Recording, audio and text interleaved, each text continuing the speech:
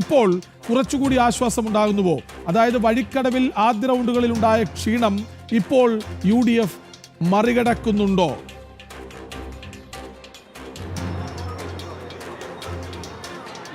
തീർച്ചയായിട്ടും വഴിക്കടവിലും അതേപോലെ മൂത്തേടത്തുമുണ്ടായ കാലിടർച്ച ഇവിടേക്ക് എത്തുമ്പോഴേക്കും അല്ലെങ്കിൽ മൂത്തേടത്തേക്ക് എത്തുമ്പോഴത്തേനും ഉണ്ടാവുന്ന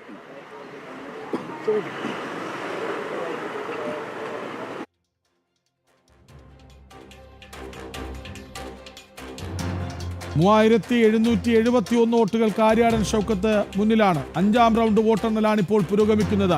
ആദ്യ 2 റൗണ്ടുകളിൽ അൻവർ ഉണ്ടാക്കിയ കുതിപ്പ് ഇപ്പോൾ കാണുന്നില്ല. മുത്തേടം പഞ്ചായത്തിലെ വോട്ടെണ്ണലിൽ 3771 ഉയരുന്നുണ്ട് ഷൗക്കത്തിന്റെ ലീഡ്. ഒരുപക്ഷെ ആദ്യം പൊട്ടിച്ചിരിച്ചവർ, പിന്നീട് മ്ലാനതയിലേക്ക് പോയവർ ഇപ്പോൾ വീണ്ടും ചെറുപുഞ്ചിരിയോടെ സ്ക്രീനുകളിൽ നിറയുന്ന സമയമാകാം. സാനു, തുടരാം. ഇപ്പോൾ ആശ്വാസമോ UDF ക്യാമ്പിൽ?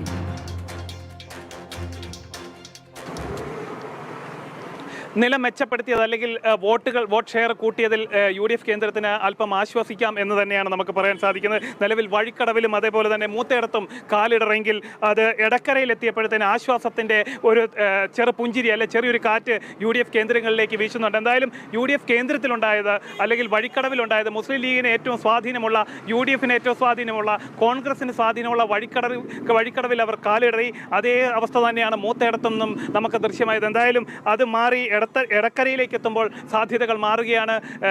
UDF സ്ഥാനാർത്ഥി മെല്ലെ അവരുടെ ഭൂരിപക്ഷം ഉയർത്തിക്കൊണ്ടുവരുന്ന ഒരു കാഴ്ചയാണ് നമുക്ക് കാണാൻ സാധിക്കുന്നത്. അതേപോലെ തന്നെ മറ്റൊരു പ്രധാനപ്പെട്ട കാര്യം, അതിനൊപ്പം തന്നെ ചേർത്ത് പറയേണ്ടത്, അൻവറും തൻ്റെ നില മെച്ചപ്പെടുത്തുന്നുണ്ട്. ഒപ്പം തന്നെ NDAയും കയറി വരുന്നുണ്ട്. തൊട്ടു പിന്നിൽ, അതായത് ആര്യാടൻ ഷൗക്കത്തിന് തൊട്ടു പിന്നിൽ M സ്വരാജ് നിൽക്കുന്നു എന്ന് തന്നെയാണ് നമുക്ക് പറയാൻ സാധിക്കുന്നത്. M സ്വരാജിൻ്റെ വോട്ട് ബാങ്കിൽ നിലവിൽ ഇതുവരെ ഒരു വീഴ്ച വന്നിട്ടില്ല, നിലവിൽ ഒരു ചോർച്ചയും ഉണ്ടായിട്ടില്ല എന്ന് തന്നെയാണ് LDF കേന്ദ്രങ്ങളിൽ നിന്ന് നമുക്ക് മനസ്സിലാക്കാൻ സാധിക്കുന്നത്.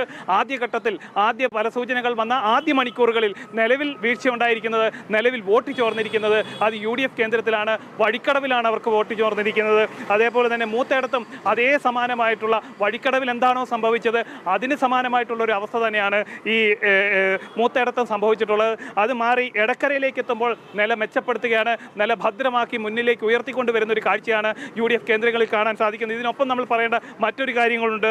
വഴിക്കടവും മൂത്തേടവും എടക്കരയും പോത്തുകല്ലുമെല്ലാം UDFന്റെ പരമ്പരാഗത വോട്ട് ബേസ് ഉള്ള അല്ലെങ്കിൽ അവർക്ക് സ്വാധീനമുള്ള മേഖലകളാണ്. ആ മേഖലകളിൽ അവർ മുന്നേറുന്നു, അല്ലെങ്കിൽ ആ മേഖലകളിൽ അവർ മുന്നേറ്റം ഉണ്ടാക്കുമെന്ന് നേരത്തെ തന്നെ എല്ലാവരും പ്രതീക്ഷിച്ചിരുന്നതാണ്. ആ പ്രതീക്ഷകളെ തന്നെയാണ് ഇപ്പോൾ നിലവിൽ വെച്ച് പുലർത്തുന്നത്. ഒപ്പം ഈ വഴിക്കടവിലുണ്ടായിട്ടുള്ള വീഴ്ച ഇനി വരാനിരിക്കുന്ന സ്ഥലങ്ങളിൽ ഉണ്ടാകുമോ എന്നതും ഒരു രാഷ്ട്രീയ കേന്ദ്രങ്ങൾ ഉറ്റുനോക്കുന്ന ഒരു കാര്യം കൂടിയാണ്. അതേപോലെ തന്നെ PV അൻവറിൻ്റെ ഒരു സാന്നിധ്യം, PV അൻവർ ഒന്നും നേടില്ല അല്ലെങ്കിൽ ഒരു സാന്നിധ്യമാവില്ല, 10,000 കടക്കില്ല എന്ന് പറഞ്ഞ സ്ഥാനത്താണ് ഈ വഴിക്കടവിൽ ഈ ഒരു മുന്നേറ്റം ഉണ്ടാക്കിയിരിക്കുന്നത്. ആദ്യഘട്ടത്തിൽ PV അൻവർ വ്യക്തമാക്കിയിരുന്നത് വഴിക്കടവിൽ എണ്ണുമ്പോൾ 1 മുതൽ 46 ബൂത്തുകൾ വരെ എണ്ണുമ്പോൾ താൻ എന്താണ് പറഞ്ഞിരുന്നത്, തൻ്റെ സാന്നിധ്യം അവിടെ വ്യക്തമാകുമെന്ന് പറഞ്ഞിരുന്നത്, ആ വാക്കുകൾ അന്വർത്ഥമാക്കുന്ന നിലയിലാണ് വഴിക്കടവിൽ ഈ അൻവർ ഉണ്ടാക്കിയിരിക്കുന്ന ഒരു മുന്നേറ്റം. അത് എടത്തലയിലും ആ മുന്നേറ്റം ഉണ്ടാക്കിയിട്ടുണ്ട്, മൂത്തേടത്തും ആ ഒരു സാന്നിധ്യം അറിയിച്ചിട്ടുണ്ട്.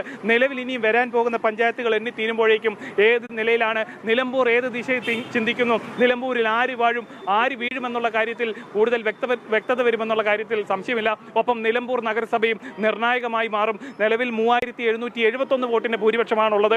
അത് LDF കേന്ദ്രങ്ങൾ പറയുന്നത് കരുളായി, അമരമ്പലം പോലുള്ള പ്രദേശത്ത് ചെല്ലുമ്പോൾ തങ്ങൾക്കത് മറികടക്കാൻ സാധിക്കും. ഒരു പക്ഷേ നിലമ്പൂർ നഗരസഭയിൽ ഒരു വീഴ്ച ഉണ്ടായാൽ അത് ഈ 2 പഞ്ചായത്തുകളിൽ, അവസാനം എണ്ണുന്ന പഞ്ചായത്തുകളിൽ തങ്ങളത് മറികടന്ന് ചെറിയ ഭൂരിപക്ഷത്തിലെങ്കിലും നിയമസഭയിലേക്ക് M സ്വരാജ് നടന്ന് കയറുമെന്ന് LDF വിശ്വസിക്കുന്നു, അവർ അവകാശപ്പെടുന്നു. എങ്കിലും നിലവിലുള്ള സാഹചര്യം അങ്ങനെയല്ല.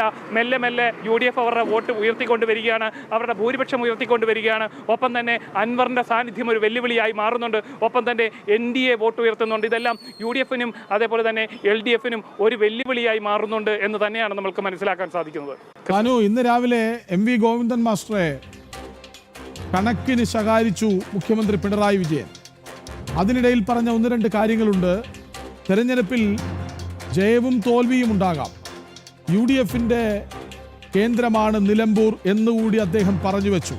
അതൊരു മുൻകൂർ ജാമ്യം എടുക്കലായിരുന്നോ എന്ന് എല്ലാവർക്കും ഒരു സംശയമുണ്ടായിരുന്നു.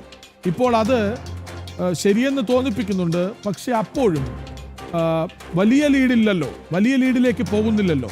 അത് നൽകുന്ന സൂചന എന്താണ്? അതായത് LDF കേന്ദ്രങ്ങൾ പോലും പ്രതീക്ഷിക്കാത്ത, അവർ പറഞ്ഞ കണക്കുകളല്ല, അതൊക്കെ സ്വാഭാവികമായി ആത്മവിശ്വാസം അവസാനം വരെ ഉണ്ടാകേണ്ടത് അത്യാവശ്യമാണല്ലോ. പക്ഷേ ആ കണക്കുകൾക്കപ്പുറം അവരുടെ മനസ്സു പറഞ്ഞ, അവരുടെ സ്വകാര്യമായ സംഭാഷണങ്ങളിൽ പറഞ്ഞു കേട്ട ഒരു പരാജയത്തിൻ്റെ, കനത്ത പരാജയത്തിൻ്റെ അവസ്ഥയിൽ നിന്ന് അവർ പ്രതീക്ഷിക്കാത്തതിനപ്പുറത്തേക്ക് ഒരു മുന്നേറ്റം നടത്താൻ കഴിഞ്ഞോ എന്നൊരു ചോദ്യം കൂടി ഉണ്ടല്ലോ. സാനു,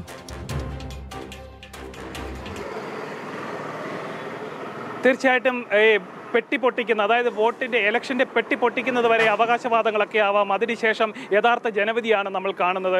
അപ്പോൾ അത്തരം അവകാശവാദങ്ങൾക്കൊന്നും അടിസ്ഥാനം ആ വോട്ട് എണ്ണി തുടങ്ങുമ്പോൾ, അല്ലെ ആ വോട്ട് എണ്ണി തുടങ്ങിയതിന് ശേഷം അടിസ്ഥാനമില്ല എന്ന് തന്നെയാണ്. അതേപോലെ തന്നെ ഈ കഴിഞ്ഞ 2 ദിവസങ്ങളായിട്ടുള്ള LDF നേതാക്കളുടെയും മുഖ്യമന്ത്രിയുടെയും അടക്കമുള്ള ശരീരഭാഷ ഒരു പക്ഷേ ഒരു പരാജയത്തിൻ്റെ കാര്യങ്ങൾ, അല്ലെ പരാജയം മുന്നിൽ കണ്ടുകൊണ്ടുള്ള ഒരു ശരീരഭാഷയൊക്കെ കഴിഞ്ഞ ദിവസങ്ങളിൽ നമുക്ക് ദൃശ്യമായിരുന്നു, കാണാൻ സാധിച്ചിരുന്നു. അവരുടെ പ്രതികരണങ്ങൾ നിന്ന് ഒരുപക്ഷെ നമുക്ക് മനസ്സിലാക്കാനും സാധിച്ച ഒരു കാര്യമാണ്. എന്തായാലും അവർ പ്രതീക്ഷിക്കുന്നതിനപ്പുറത്തേക്ക് ഒരു പടി കൂടി കടന്ന് സ്വരാജ് മുന്നോട്ട് പോയിട്ടുണ്ട് എന്ന് തന്നെ വേണം ഈ വോട്ടിൻ്റെ നില, അല്ലെങ്കിൽ നിലവിലെ ഈ വോട്ടിങ്ങിൻ്റെ പാറ്റേണും അതേപോലെ തന്നെ ഈ ഒരു സംഖ്യയും നമ്മൾ മനസ്സിലാക്കുമ്പോൾ കാണാനായിട്ട്. കാര്യമായിട്ട് അൻവർ ചോർത്തിയിട്ടില്ല. അതായത് LDFന്റെ പക്ഷേ സാനു, ലീഡ് നില 4173 മാറുന്നു. നിലമ്പൂരിൽ ഷൗക്കത്ത് മുന്നേറുന്നു പതിയെ. തുടക്കം മുതൽ ഇതുവരെ പോസ്റ്റൽ വോട്ട് എണ്ണിയ നിമിഷം മുതൽ ഇതുവരെയും ഒരു തവണ പോലും താഴേക്ക് പോയിട്ടില്ല ആര്യാടൻ ഷൗക്കത്ത്. ആദ്യമുണ്ടായിരുന്ന ആശങ്കയൊക്കെ മറികടന്ന് ഇപ്പോൾ ലീഡ് നില 4173 മാറുന്നു. അതായത് ആദ്യം പൊട്ടിച്ചിരിച്ച, ഞങ്ങൾ ജയിച്ചിരിക്കും, ഭൂരിപക്ഷം എത്രയെന്ന് അറിഞ്ഞാൽ മതി എന്ന് പറഞ്ഞ UDF ക്യാമ്പുകൾ പിന്നീട് മ്ലാനതയിലേക്ക് പോയി, ആശങ്കയിലേക്ക് പോയി. അവരുടെ മുഖം ചിരിക്കുന്നത് കാണാനേ ഉണ്ടായിരുന്നില്ല. പക്ഷെ ഇപ്പോൾ വീണ്ടും ചിരിച്ചു തുടങ്ങുന്നു UDF camp. VS Joy, Anilkumar അടക്കമുള്ളവർ ഷൗക്കത്തും.